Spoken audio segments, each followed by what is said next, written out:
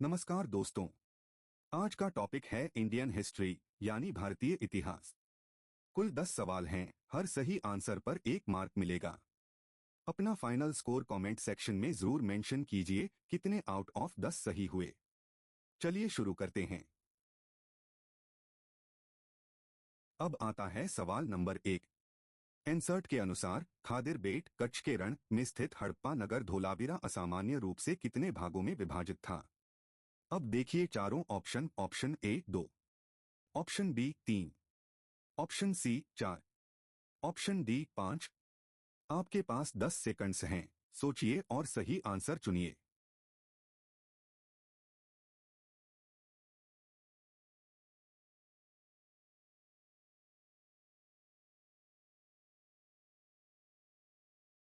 तो इसका correct answer है ऑप्शन बी यानी 3। अब इसे समझते हैं। एंसर्ट के अनुसार अन्य हड़प्पा नगरों के विपरीत जो 2 भागों में थे, धोलावीरा 3 भागों में विभाजित था। प्रत्येक भाग विशाल पत्थर की दीवारों और द्वारों से घिरा था। तो याद रखिए ये पॉइंट। सवाल नंबर 2 ध्यान से सुनिए।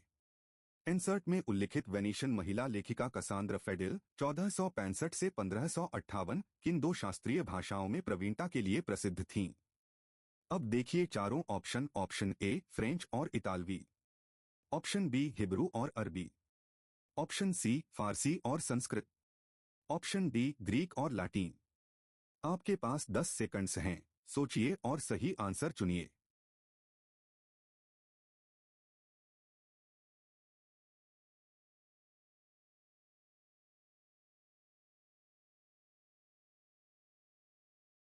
तो इसका करेक्ट आंसर है ऑप्शन डी यानी ग्रीक और लैटिन।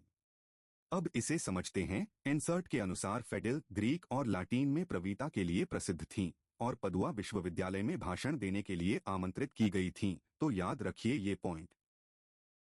अगला सवाल नंबर 3। एंसर्ट के अनुसार मध्य भारत की कौन सी जनजाति स्वयं को वनवासी मानती थी और अन्यों के लिए मजदूरी करना अपनी गरिमा के विरुद्ध मानती थी। अब देखिए चारों option. Option A Gaddis, option B Van Gujjars, option C Baigas, option D Labadis. आपके पास 10 सेकंड्स हैं, सोचिए और सही आंसर चुनिए। और हाँ, अब तक आपने कितने आउट ऑफ 3 सही किए कमेंट सेक्शन में जरूर बताइए।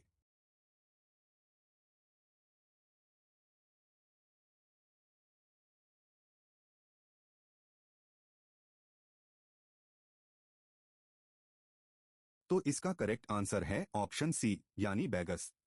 अब इसे समझते हैं। इंसर्ट में स्पष्ट लिखा है बैगा स्वयं को वनवासी मानते थे जो केवल वनोपज पर जी सकते हैं। एक बैगा के लिए मजदूर बनना उनकी गरिमा के विरुद्ध था।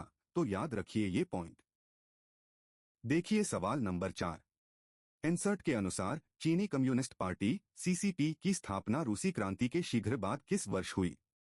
अब देखिए चारों option. Option A 1921, option B 1917, option C 1928, option D 1937। आपके पास 10 सेकंड्स हैं, सोचिए और सही आंसर चुनिए।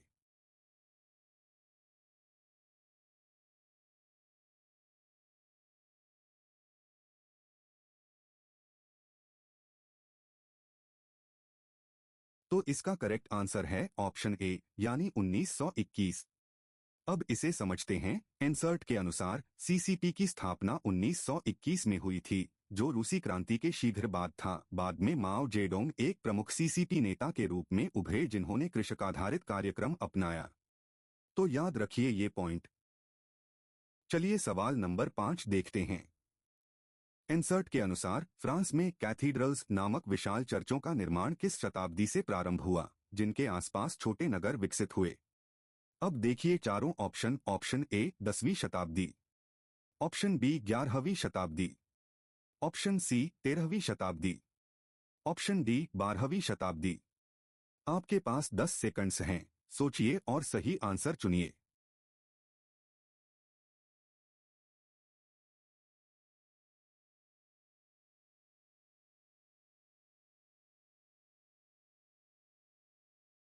तो इसका करेक्ट आंसर है ऑप्शन डी यानी 12वीं शताब्दी। अब इसे समझते हैं। इंसर्ट के अनुसार 12वीं शताब्दी से फ्रांस में कैथीड्रल्स नामक विशाल चर्च बनाए जाने लगे। इनका निर्माण पत्थर से हुआ और इनमें रंगीन कांच की खिड़कियां लगाई गईं। तो याद रखिए ये पॉइंट। अब आता है सवाल नंबर 6। इंसर्ट के अनुसार विजयनगर शासक कृष्णदेव राया की मूर्ति किस स्थान के मंदिर के गोपुरम पर स्थापित है? अब देखिए चारों option. Option A Hampi, option B Madurai, option C Chidambaram, option D Thanjavur. आपके पास 10 सेकंड्स हैं, सोचिए और सही आंसर चुनिए।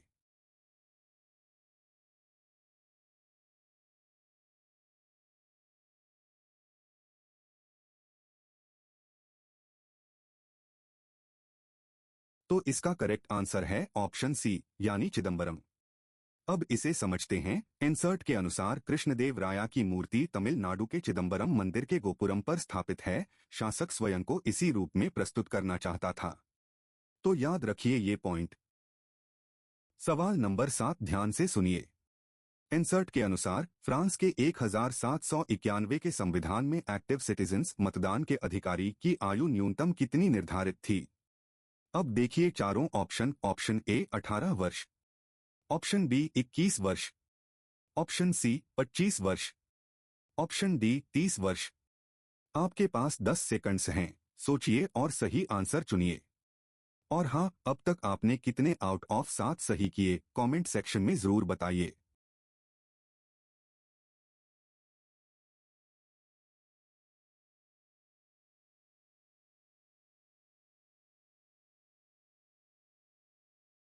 तो इसका करेक्ट आंसर है ऑप्शन सी यानी 25 वर्ष। अब इसे समझते हैं। इंसर्ट के अनुसार केवल वे पुरुष जो 25 वर्ष से अधिक आयु के थे और कम से कम 3 दिन की मजदूरी के बराबर कर देते थे, उन्हें एक्टिव सिटीजन्स का दर्जा मिला। तो याद रखिए ये पॉइंट। अगला सवाल नंबर 8। इंसर्ट के अनुसार फ्रांसीसी क्रांति के दौरान सबसे सफल राजनीतिक क्लब जैकोबिन क्लब के नेता कौन थे? अब देखिए चारों option. Option A Louis the 16, option B Maximilien Robespierre, option C Rouget de एलायल, ऑप्शन डी नेपोलियन बोनापार्टे। आपके पास 10 सेकंड्स हैं, सोचिए और सही आंसर चुनिए।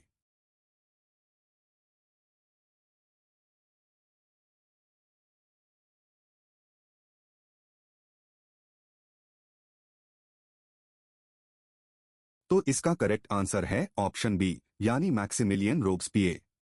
अब इसे समझते हैं। इंसर्ट के अनुसार इन क्लबों में सबसे सफल जैकोबिन था। उनके नेता मैक्सिमिलियन रोब्सपियर थे। तो याद रखिए ये पॉइंट। देखिए सवाल नंबर 9।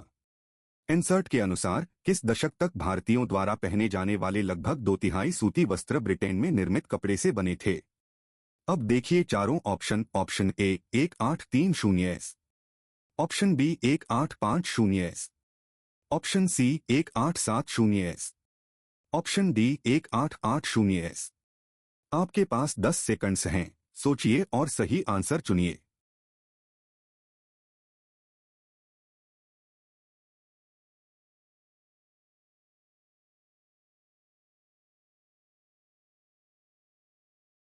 तो इसका करेक्ट आंसर है ऑप्शन डी यानी 1880 एस।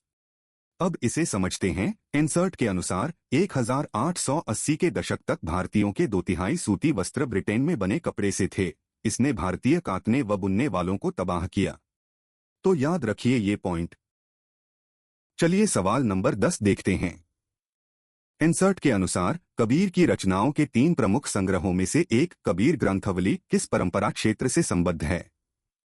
अब देखिए चारों ऑप्शन। ऑप्शन ए राजस्थान का ददुपंथ, ऑप्शन बी वाराणसी का कबीरपंथ, ऑप्शन सी पंजाब के सिख गुरु, ऑप्शन डी अयोध्या के रामानंदी। आपके पास 10 सेकंड्स हैं, सोचिए और सही आंसर चुनिए। और ये था आखिरी सवाल। अपना फाइनल स्कोर कमेंट में जरूर लिखिए। आउट ऑफ 10 में कितने सही हुए?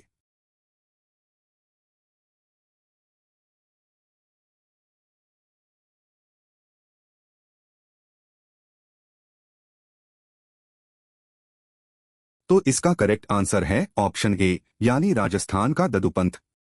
अब इसे समझते हैं। इंसर्ट के अनुसार कबीर बीजक को वाराणसी में कबीरपंथ द्वारा सुरक्षित रखा गया। कबीर ग्रंथावली राजस्थान के ददुपंत से संबद्ध है और उनकी कई रचनाएं आदि ग्रंथ साहिब में मिलती हैं, तो याद रखिए ये पॉइंट। तो दोस्तों, क्विज यहीं खत्म होती है। अपना स्कोर कमेंट सेक्शन में जरूर बताइए, आउट ऑफ 10 में कितने सही हुए। वीडियो पसंद आई तो लाइक, शेयर और चैनल को सब्सक्राइब कर लीजिए। मिलते हैं कल नए टॉपिक के साथ।